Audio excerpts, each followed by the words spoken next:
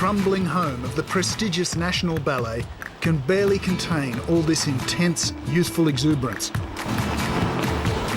This is Havana's Grand Theatre, far less grand than it once was. And these are the grandchildren of the Cuban Revolution. They're passionate, extremely talented, and they want to be the very best dancers they can possibly be. But do they dare to dream beyond the strict confines of their small island home? Un bailarín famoso, para mí, ¿qué significa? Lo pudiera conocer otras personas del mundo, ¿no? ¿Por qué no?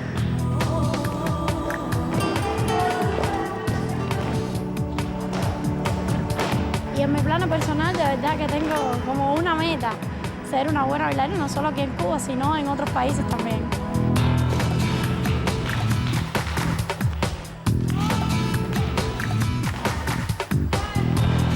Kaysa and Henry are the star dancers at Cuba's Spanish ballet school. Kaysa is just 17. She's studied classical ballet since she was 4. She knows, given the chance, the world could be her stage. But like almost everyone in Cuba, she has to be patient. Very patient. Tiene que pensar las cosas en grande, aunque no se van a resolver de un día para otro, pero sí se pueden resolver poco a poco y hay que ser optimista porque algún día va a mejorar, van a mejorar las cosas. But standing still doesn't come easy to those born to move.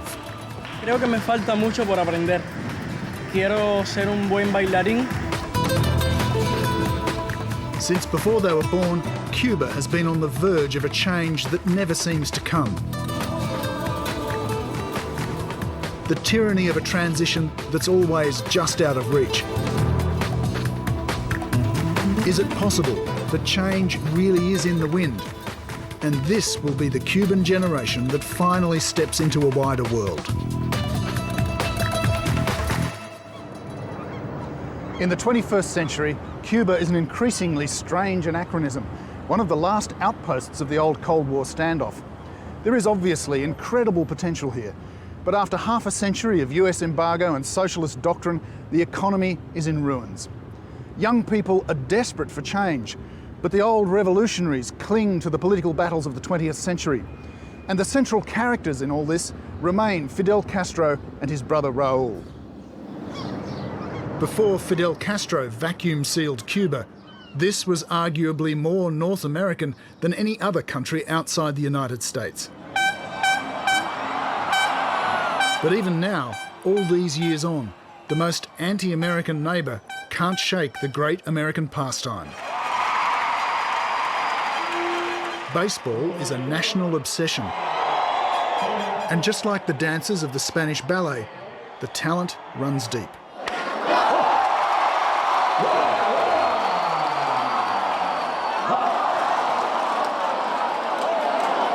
Sí, nosotros tenemos un sistema bastante organizado de las EI, de ESPA, en este caso la Serie Nacional, Liga de Desarrollo.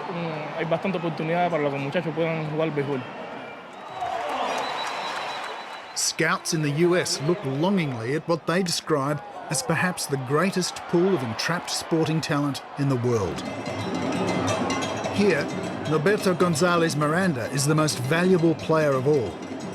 He's the best pitcher in the Cuban League, a superstar without the pay packet. He knows he could make tens of millions in the US, but dismisses it with an easy shrug. No, en este caso no me interesa, ya que nuestro país, nuestro sistema nos garantiza casi todo.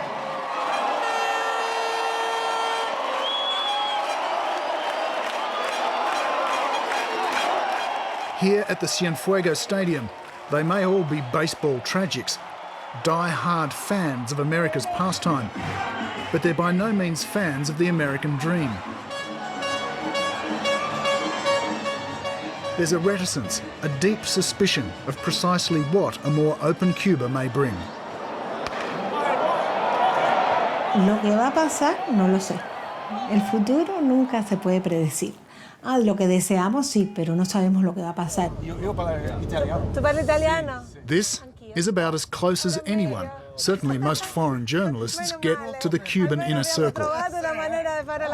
Mariela Castro is the daughter of President Raul. Her uncle has withdrawn from public view. Her father hasn't made a public appearance in months. So Mariela finds herself in the limelight. The smiling, youthful face of the regime. And she's more than happy to have us tag along to one of her many public functions. As a member of the ruling family, Mariela Castro has rare privileges and liberties. And she's one of the few Cubans prepared to engage openly in political discussions. A mí tampoco me gusta cómo ha estado funcionando el Partido Comunista Cubano. Ahora se está renovando, menos mal, ¿no? Debía hacerlo. The regime knows something has to give. This month, the Communist Party will hold its first party congress since 1997. The reclusive Fidel is unlikely to attend, and it could well be the last significant political pitch for his brother as well. There are broad expectations that Raul Castro will at least embrace some reform. But even those in the inner sanctum say they don't know what the leader might have in mind, or they're not prepared to say. Has your father told you where he wants to take the country? No, él no me habla de su trabajo. Y yo creo que está igual que todo el mundo a la expectativa. Pero él siempre dice, surgirán muchas ideas. Ahora el pueblo va a aportar muchas ideas y se van a hacer muchas cosas inimaginables. Y yo creo que está contento con lo que está pasando. Yo creo que él se va a despedir tranquilo de que ha dejado el país en condiciones de seguir adelante.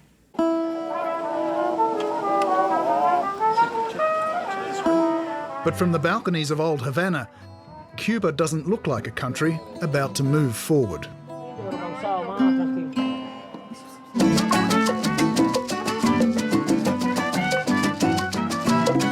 Music, passion and sensuality are all part of the Cuban soul.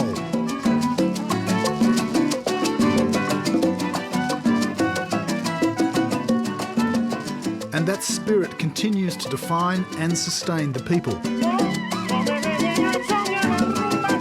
But the country itself is falling apart. Few, if anyone, can recall a major construction site. While many of communism's old outposts are now smothered in cranes and reverberating to the jackhammers, nothing has been built here for decades, and little has been maintained or repaired. Not so the cars.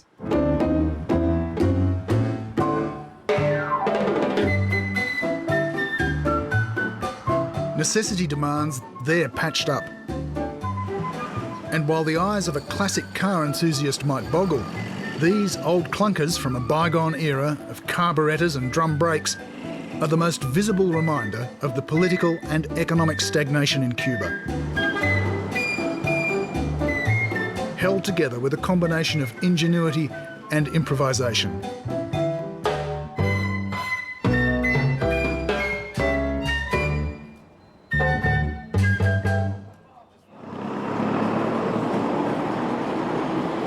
Old Havana was once one of the most beautiful cities in the Caribbean. Now it's in a state of almost melancholic decay. Old Havana was very beautiful, wonderful buildings, great architecture, but 52 years and nothing has been constructed or rehabilitated. The architecture has been lost. If you look to the right or the left, you find that people are living in very bad shape, in very bad conditions as usual, because most of the buildings in Cuba are crumbling and there is a great problem of housing. Few know more about just how intractable the Castro regime can be than Oscar Chepe and Miriam Lieva. This Havana couple have been a part of Castro's Cuba from the first tremors of revolution. Oscar came out of the jungles fighting alongside Fidel. In the years that followed, Miriam was as close as anyone to the top. But for them, the revolution never ended, and the personal cost has been colossal. The consequences have been huge. Even if you're out in the street, you're a prisoner of this government. You know, it's like a hostage. You're a hostage.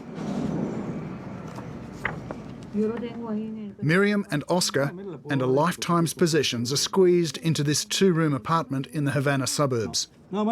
We're not allowed to move from this place, so we have to be here in this little apartment, and our apartment is very surveyed. There is a political police office upstairs, and it's been for many years. Now, nobody believes in Fidel Castro. They don't even listen or read his reflections. And Raul Castro has lost a lot. All what he encouraged at the beginning of his term, that it's been lost. In the early years of Castro communism, Oscar worked closely with Fidel, and later he became a specialist economist with the National Bank of Cuba. Eventually, though, he grew sceptical of the Cuban economic model. He found his criticisms weren't welcome. Y así sigo luchando, independientemente, bueno, de que estoy consciente de que corro peligros, ¿no? Me lo han dicho además ellos mismos. Me lo han anunciado varias veces que puedo regresar a prisión. At 71, Oscar Chepe is in no shape for another stretch in prison. His last is still fresh in his memory. In 2003, he was one of the so-called Group of 75, rounded up and imprisoned again during a crackdown against dissidents. It scarred him mentally and physically. Pero bueno, estuve en la Guantánamo cubana, que es terrible. Estuve en Boniato, en Santiago de Cuba, en el cuartel general de la Policía Política también, algún tiempo, en el combinado del este de aquí de La Habana, y son centros realmente terribles donde hay una población penal en Cuba. Bueno. He really was in a very, very bad shape. And How was he when he came out? well, imagine he has very serious liver problems and many other problems, and he had lost a lot of weight.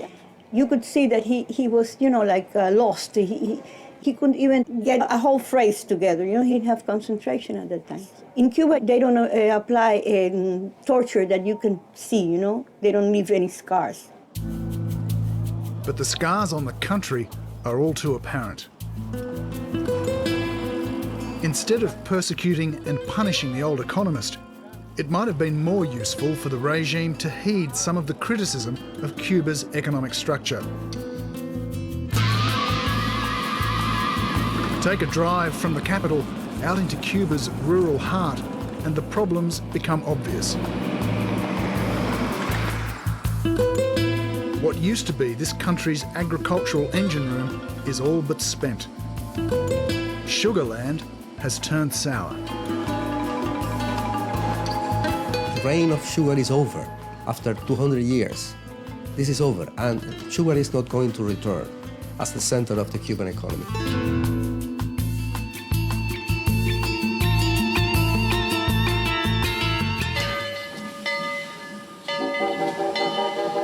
Believe it or not, this place is called Central Australia.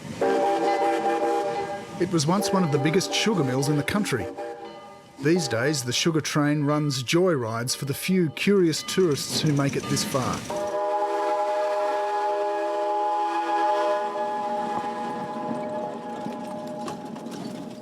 What sugar cultivation remains is still run along the old Soviet collectivist model.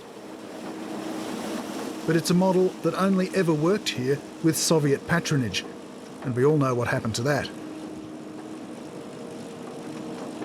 50 years ago, this sugar mill was also Fidel Castro's headquarters during the Bay of Pigs invasion.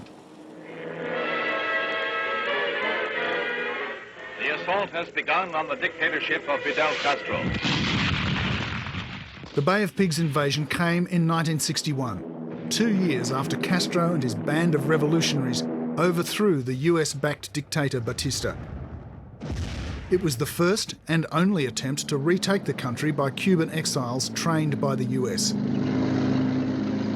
The fight against Yankee imperialism has always been a defining theme of the revolution. But the collapse of the Soviet sponsor hit Cuba harder than anything else. We have been through a crisis throughout the last 20 years, my friend. So this is a crisis, yes, but this is worse We are worse than 5 years ago, than 15 years ago. No, I don't think we are worse. Rafael Hernandez is the editor of Temas, a serious mix of literary analysis, reportage and critiques, published every 3 months. But like all major publications here, it remains supportive of the goals and aspirations of the regime. I don't think that the government believes that this situation may last for another 20 years. They know very well, and if you read carefully or if you listen carefully to Raul Castro's speeches, he has very clear in his mind and in his statements are very clear about that we are running out of time. This is our last opportunity. This is what he says. Does he give a time frame to that? No. If you ask me for a time frame, I say this year. Very important key changes will be made this year.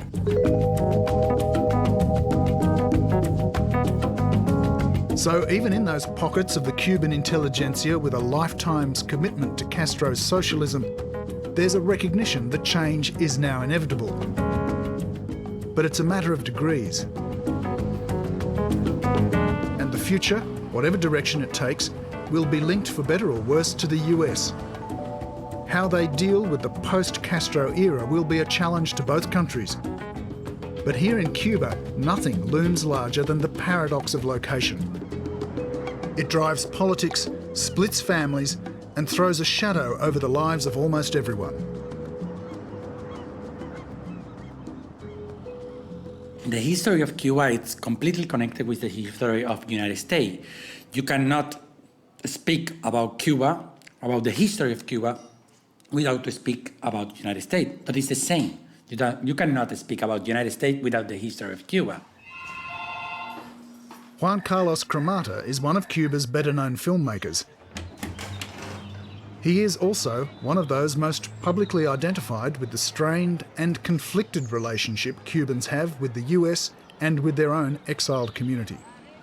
You know, I was 13 when my father died in the middle of the sea, Caribbean Sea, with two bombs in the plane.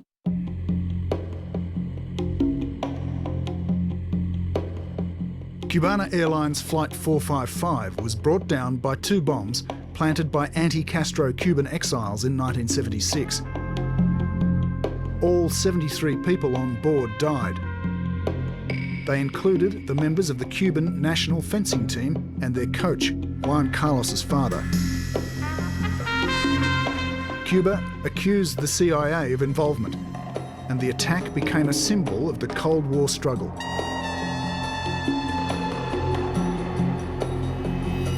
"35 years later, it's still a key part of the country's revolutionary story.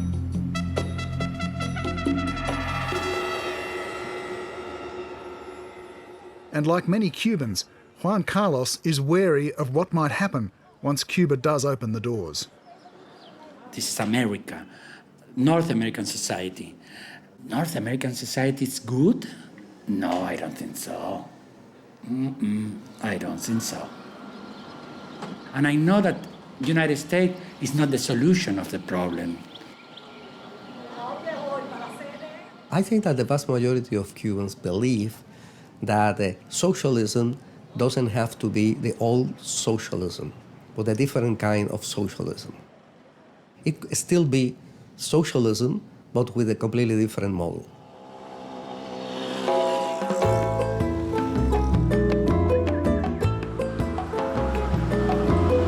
And once again, in Cuba, like the cars that chug and splutter around the city streets, that different model is likely to be a patched-up, make-do version of the old.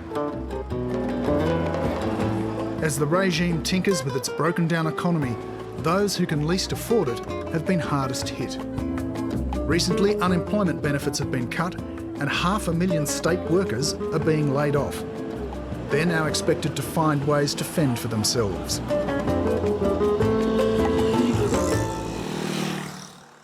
Mi nombre es Jorge Rey y tengo 22 años. Estaba trabajando y por el lío de la reducción de plantilla y todo ese problema, me cerraron el contrato donde yo trabajaba y me tuve que ir a la calle. Entonces yo estaba contratado y me dijeron, me da mucha pena, pero tienes que salirte. The government has published a list of 178 small private enterprises it says are now permissible. Get yourself a permit like Jose Rey has and you can get by selling DVDs on street corners. He's not about to become a one-man blockbuster video, but he at least is happy with his tentative steps out of the planned economy. No sé, a ver, el disco son 50 pesos, son 12 UC, ¿ya me entiendes? Yo vendo 5 discos en un día. Florists, food traders, tutors, carpenters and hairdressers are some of the other business ventures on the government list. It's hardly Chinese reforms or the dramatic changes in the old Soviet Union. But here it's the biggest economic change in 52 years, and capitalism can be contagious. And I think that even those one who don't want to open, Cuba will open at the end. But I have to say I'm not clear what it will be the future. I hope that it will be good, but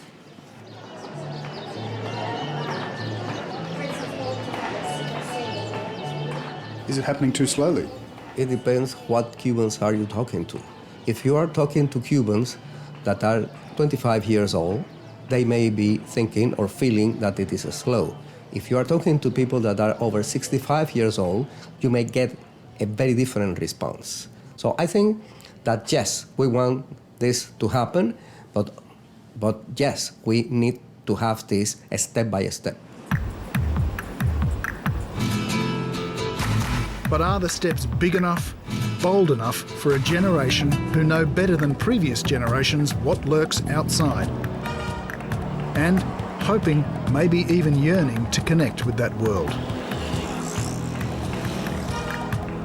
Bueno, los jóvenes siempre han querido cambios rápidos. Los jóvenes esperan siempre todo así. Pero a mí lo que me gusta es que se está produciendo un proceso de entrega generacional, de manera sólida, de manera responsable, de manera cuidadosa, porque no me parece correcto que se les suelte el escenario a los jóvenes sin que los jóvenes hayan participado en el guión.